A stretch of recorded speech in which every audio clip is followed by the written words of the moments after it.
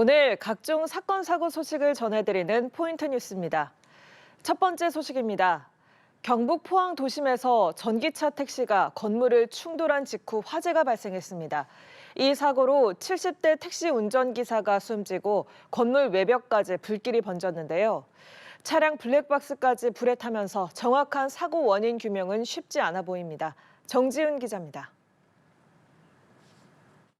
중앙선을 넘은 차량이 맞은편 건물을 들이박더니 불꽃이 번쩍입니다. 이후 순식간에 불꽃이 피어오릅니다. 가스통이 터지는 소리처럼 처음에는 두 번 쿵쾅거리면서 났고 그러다 문 열고 나와보니까 서너 번 쿵쾅거리더니 여기서 보니까 이쪽에서 보니까 연기가. 차량은 전봇대와 상가를 들이받은 뒤 화염에 휩싸였습니다.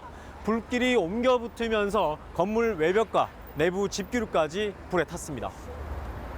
현장에 출동한 소방대원들이 3시간여 만에 불길을 잡았습니다. 하지만 운전석에 있던 70대 택시기사는 빠져나오지 못한 채 숨졌습니다. 불이 난 전기차는 소방서 수조를 옮겼습니다.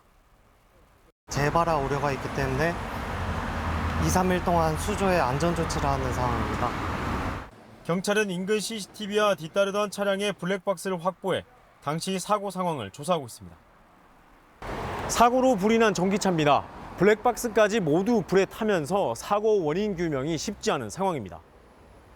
경찰과 소방당국은 사고 전기차의 안전조치가 마무리되는 대로 합동 감식을 통해 정확한 사고 원인을 조사할 계획입니다. 연합뉴스TV 정준입니다. 다음 소식입니다.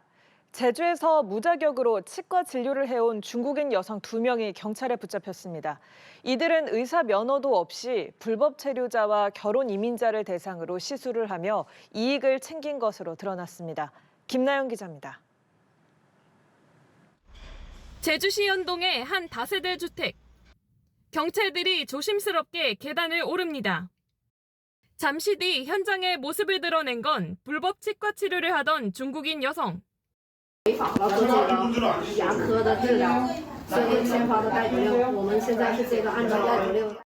제주경찰은 의사 면허 없이 치과 치료를 해온 중국인 여성 2명을 체포했습니다.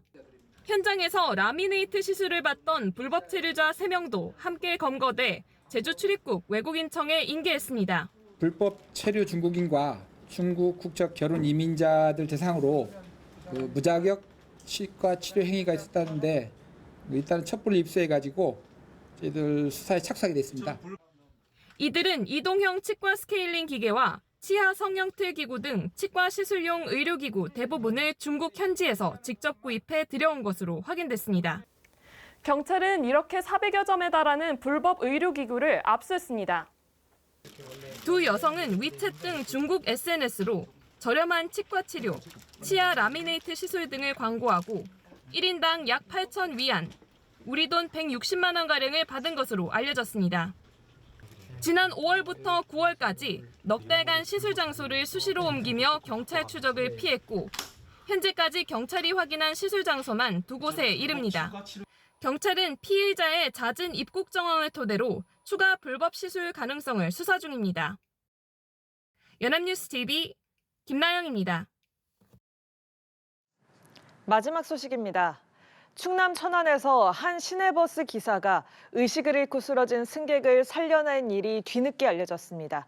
당시 운전 중이던 기사는 승객이 쓰러지자 버스를 멈춰 세운 뒤 심폐소생술을 실시해 승객의 소중한 목숨을 지켰습니다.